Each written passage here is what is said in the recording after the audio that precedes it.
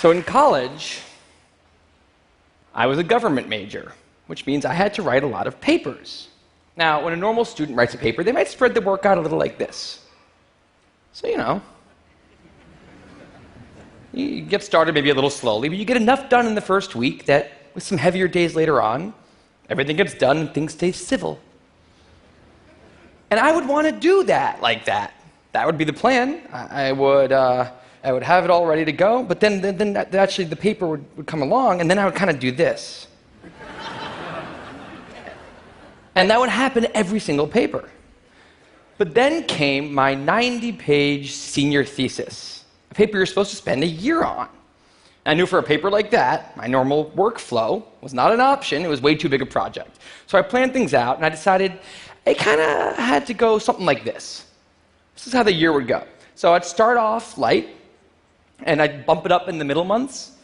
And then at the end, I would kick it up into high gear. It's just like a little staircase. How hard could it be to just walk up the stairs?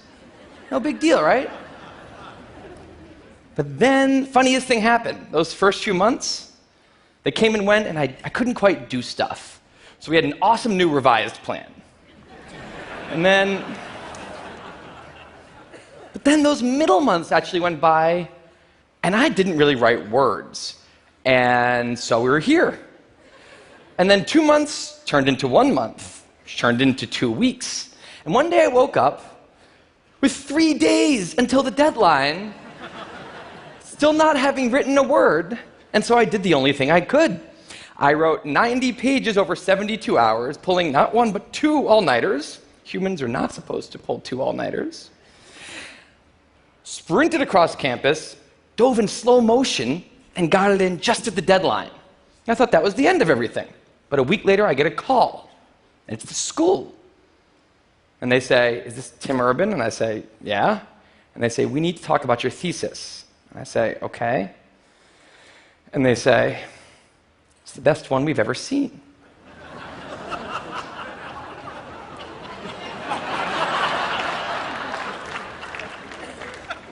That did not happen. It was a very, very bad thesis. I just wanted to enjoy that one moment when all of you thought, "This guy is amazing." No, it was very, very bad. Anyway, today I'm a writer, blogger guy. I write the blog Wait, But Why? And a couple of years ago, I decided to write about procrastination. My behaviors always perplexed the non-procrastinators around me, and I wanted to explain to the non-procrastinators of the world what goes on in the heads of procrastinators and why we are the way we are. Now, I had a hypothesis that the brains of procrastinators were actually different than the brains of other people. And to test this, I found an MRI lab that actually let me scan both my brain and the brain of a proven non-procrastinator, so I could compare them, and I actually brought them here to show you today, and I want you to take a look carefully to see if you can notice a difference. And I know that if you're not a trained brain expert, it's not that obvious, but just take a look, okay? So here's the brain of a non-procrastinator. Now, here's my brain.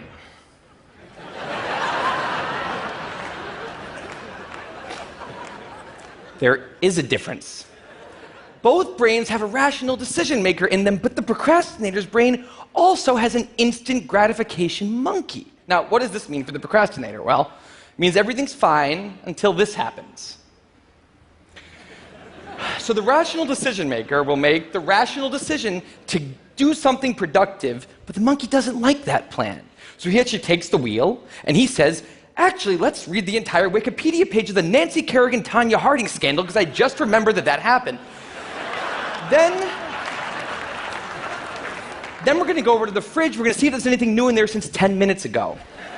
After that, we're going to go on a YouTube spiral that starts with videos of Richard Feynman talking about magnets and ends much, much later with us watching interviews with Justin Bieber's mom. All of that's going to take a while, so we're not going to really have room on the schedule for any work today. Sorry. Now, what is going on here? The instant gratification monkey does not seem like a guy you want behind the wheel. He lives entirely in the present moment. He has no memory of the past, no knowledge of the future, and he only cares about two things: easy and fun. Now, in the animal world, that works fine. If you're a dog and you spend your whole life doing nothing other than easy and fun things, you're a huge success.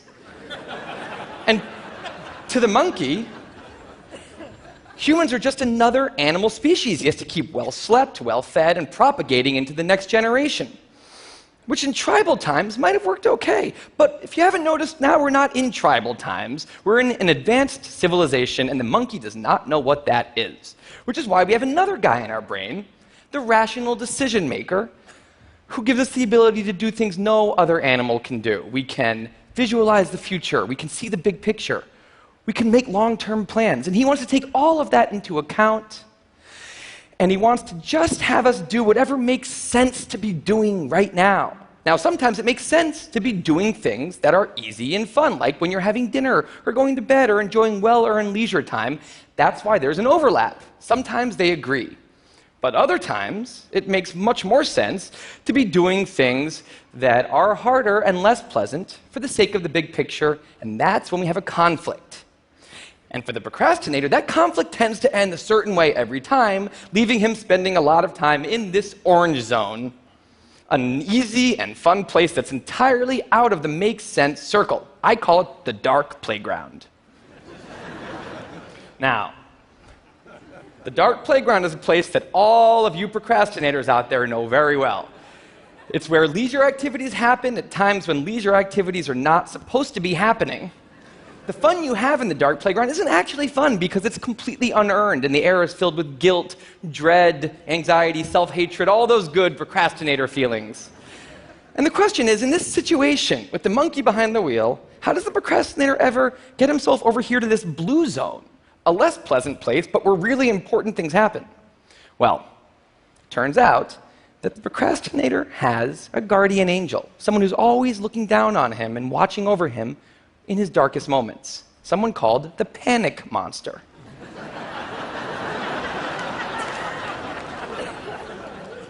Now, the panic monster is dormant most of the time, but he suddenly wakes up anytime a deadline gets too close or there's danger of public embarrassment, a career disaster, or some other scary consequence. And importantly, he's the only thing that the monkey is terrified of.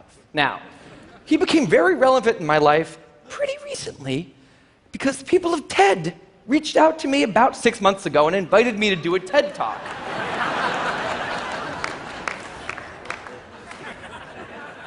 Now, of course, I said yes. It's always been a dream of mine to have done a TED Talk in the past.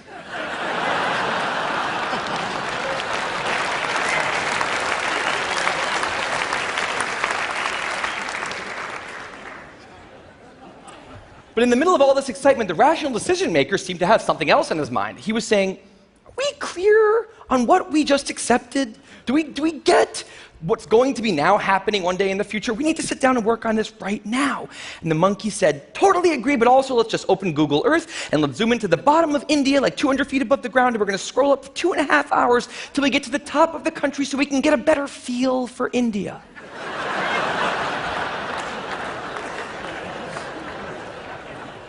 So that's what we did that day. As 6 months turned into 4, and then 2, and then 1, the people of TED decided to release the speakers. And I opened up the website, and there was my face staring right back at me, and guess who woke up? So the panic monster starts losing his mind, and a few seconds later, the whole system's in mayhem.